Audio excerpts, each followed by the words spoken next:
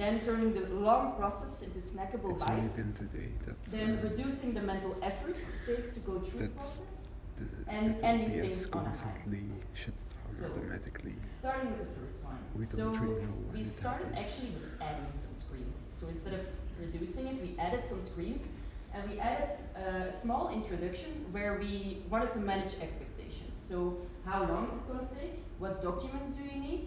And Cambio's subscription-based model, so that people know they won't get a car instantly, or they have to go through more steps than a free-floating car sharing platform. So this is not going to stop people from dropping off if they need a free-floating car. On the contrary, they will definitely drop off, because they know in this moment that it's not the car sharing for them. But it will avoid people going through the whole process of 20 minutes and then realizing, oh, I can't get a car in 30 minutes, and then having to drop off, and then there's frustrations, time wasted, linked to the Cambio brand, and we don't want that. So here we avoid people going through the whole process, and there's a bigger chance that they will return when they do need a Cambio, when they do need a subscription-based model. Then, of course, you can skip the introduction if you want. Then the second thing is snackable bites. So we added an in-between screen where you can see the 5 steps that you have to go through. There are a couple of things that we took into account. The first thing is Miller's Law, and this means that you can only have up to 7 items in your active memory. So it was important that we stayed under 7 items. So we took 5. In an ideal world, it would have been 4, but info session and quiz need to stay, so it's number 5. Then the second one is visual anchors. So this is an in-between screen that you will go back to every time you finish a step, and that's your visual anchor of where you are in the process. So it helps you see where you are in the process and how long you still need to go, and also the little illustration also add a little visual element.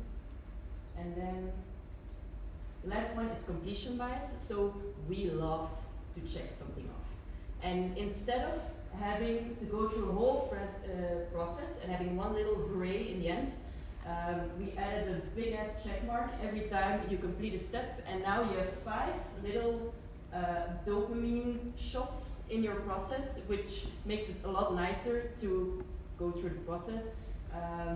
And you also get more motivated towards getting to your goal. That's called the goal gradient effect, so you get more motivated towards getting you to your goal if you get closer to it. And then the third one is reducing cognitive loads. So our brains can only handle so much, and we can't assume that someone who is doing the registration is doing it in an ideal scenario or an ideal context. We can't assume that their mental battery is full. We have to assume that there might be a lot of things going on around them, like children playing around, or you're at the office, or people are asking you things. And it can be that they've been through a long day, and it's the end of the day, and then your patience is just a lot lower, and you will drop off way sooner when things aren't feeling your patience. So we did some things to try to make the mental effort as low as possible to scan the screens. The first thing is 1 task per screen. Instead of this was an original screen, where you have to fill in your personal data, it was really long. So you had to scroll through it, felt like a really long assignment.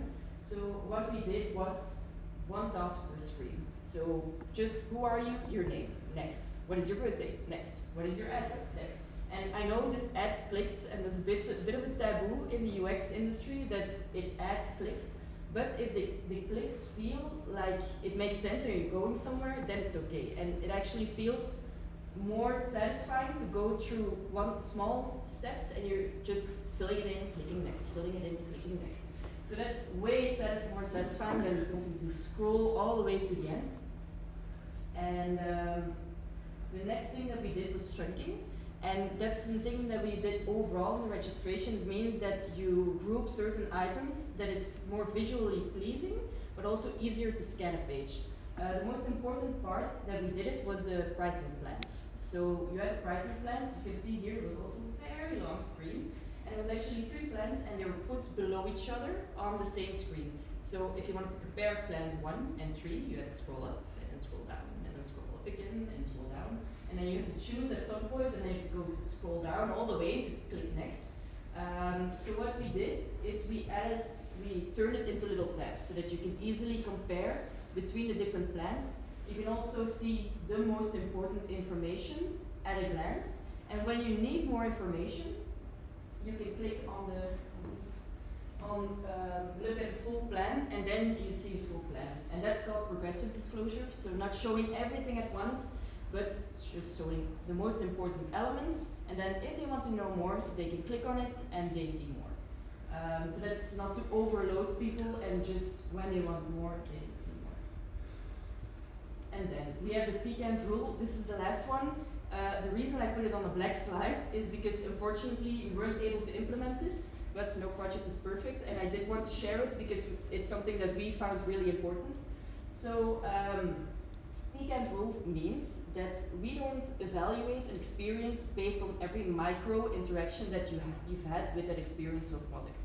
We evaluate it based on the peak of the experience and the end of the experience. I'm going to show a graph to make it a bit more clear. So a very monotone experience where there's no ups and downs is actually experienced as rather okay, meh, and an experience with a lot of ups and downs, if it's an up in the end and there's a high peak, is actually experienced as more enjoyable than the monotone one, even if there were lower points than in the monotone one. So it's really important to make sure the lowest points are as high as possible and you keep your peak high, so making what you already do good even better. But it's really important to end on a high. I think we can all agree that a 10-minute info session and a 15-question quiz is not a high. On the contrary, it's actually not even effective. It's something called the Ebbinghaus forgetting curve, and after 2 days you only remember 40% of the information you received. So Cambio takes, I think, 48 hours sometimes to validate your account, so it's only after 2 days that you get to sit in the car, and then you only remember 40% of the info session. If you don't need a car right away and it takes a week, then it's just 10%. So what we recommended is just-in-time learning instead of just-in-case learning. Just-in-case is the info session, so you're teaching just in case people might need it. And just-in-time is when people are using the product, showing information about, like Slack does. While you're using a product, they share tips on how to use it better, or when there's a new feature, they share it while you're using the product. Imagine that when you're onboarding Slack, you get to see every feature, and they explain every feature that they have in a 10-minute long video. That's not nice. So these are the 4 things we did. Setting expectations, turning the process into snackable small bites, reducing the mental effort, and ending things on a high. Now you can see that there's a lot of power behind behavioral design, because you can really change behavior, you can really affect how people perceive something. So with great power comes great responsibility, in the words of Uncle Ben. And what can you do to make ethical decisions and to not, because there's a very fine line between guiding someone towards a certain behavior and manipulating them towards a certain behavior. So what can we do? Here are some things that we took into account while working on Cambio. The first thing is don't go shopping in a nudge store. I know it's tempting. I know a lot of clients ask for nudges because it's a buzzword and it's cool and it helps retention. But please don't do it. There's a lot of nudges out there. Look for the ones that fit your product and then look at how you can implement them, because there's no one size fits all. A nudge isn't implemented always in the same way. An example is social proof. So social proof means that if people are unsure about what decision they need to make, they look at people around them to help them make that decision. And the most common example of this are testimonials, reviews, likes. But we didn't implement it that way. We chose to implement it in another way. And on our loading screen, we put a small text that said already this amount of people are using Cambio. And it's a small social proof that confirms that you're making the right decision when you're registering for Cambio. Now, how to avoid dark patterns. There are no principles that are inherently good or bad. It's really, again, how you look at it, how you implement it. Every time you implement something, you need to decide, does this represent our product, and do we find it ethical? But there's a process that you can use to make more ethical decisions, and it's called the second order effect. And it means that you look at your decision, you have your desired outcome, but then you also have a first consequence and a second consequence that might come after. So an example is the Facebook like button, very common example. So you have your decision, Facebook wants to implement a like button. The desired outcome is more engagement. People click on the like button, it's low effort, it's more low effort than commenting, so there's more engagement with the posts. Now, what could be the consequence after that? People love likes. It's little dopamine shots, we're looking for likes, we want more likes, everyone's craving likes and looking for likes. The consequence thereafter is people who don't get enough likes get bullied, might get depressed, get anxiety, and that's something that if Facebook might have done this exercise in the beginning, they could have decided that they wanted to implement their feature, but without the number, without the amount of likes, actually what Instagram is doing now, but after the damage has been done. So if they could have taken that into account from the beginning, they could have made the right decision. And the last thing you can do is validate. Of course, check with your users. It's not necessarily that you implement a principle and in theory it works a certain way, that in practice it will work the same way. So always validate it. The tool we use is Maze. It's Maze. It's an online tool where you can upload your prototype, you can add questions to it, and in the results you get a heat map and a usability score, and the usability score is based on how long people take to do it, how many misclicks, how many people drop off, things like that, and you get these really interesting heat maps and also a score. And we validated with 124 people, so definitely enough to get a strong insight. So we validated first the first Cambio flow. So everyone who already been through the first Cambio flow, we asked them what their experience was. And the results were very mixed. There were some people with a lot of patience that rated it pretty good, and then you have some people who are very unhappy, and then some people in the middle who were pretty okay with it. And then after that, we validated our new solution. So this was a prototype. You can see it's almost triple the amount of screens. So we didn't even make it shorter, we made it longer. So we added way more screens, and this was a perception. So almost 80% of people scored it above a 5 out of 6. So everyone was super happy, they thought it was a super nice experience. So even though, as a conclusion, even though we added screens, was more screens, we didn't even make it shorter, the perception is crazy amount better. And that's the power of visual design.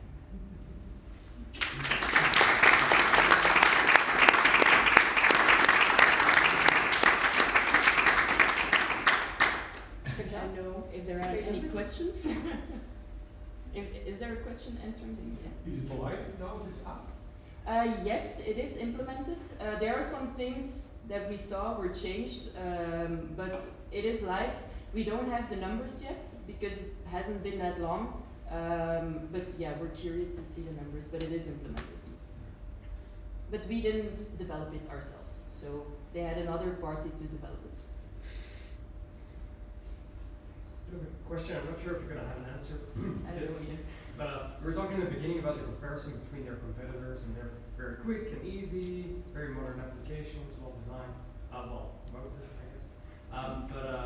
You've made this change. The onboarding flow has obviously improved, it's been implemented, but then isn't there a potential shock for those users when they find out, oh, the rest of the application hasn't really been undertaken? Yes. So that's what was our offer towards Cambio, to continue with the app. But there was a bit of an, not a power balance, but Cambio is located in Germany. And the onboarding was not on the same, it was not app-based, it's web-based. So the onboarding is not connected to the app, and that's why Belgium had the opportunity to change it, but the app is from Germany. So they're still discussing if there's an opportunity to change it, but the Germans said that it's working, so it's fine. So yeah, we're still working on that, but hopefully we'll get an opportunity to improve the app, also because it's horrible. So I think they've only added like 1 or 2 features in the last 10 years. It's really not nice. Yeah. So would be nice if we can change it. Yeah. And any more questions?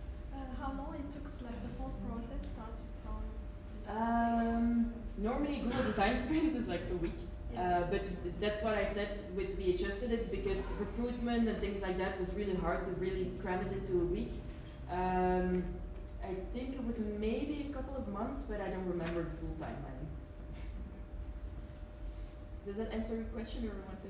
Yeah. Is it like you were collaborating internally with?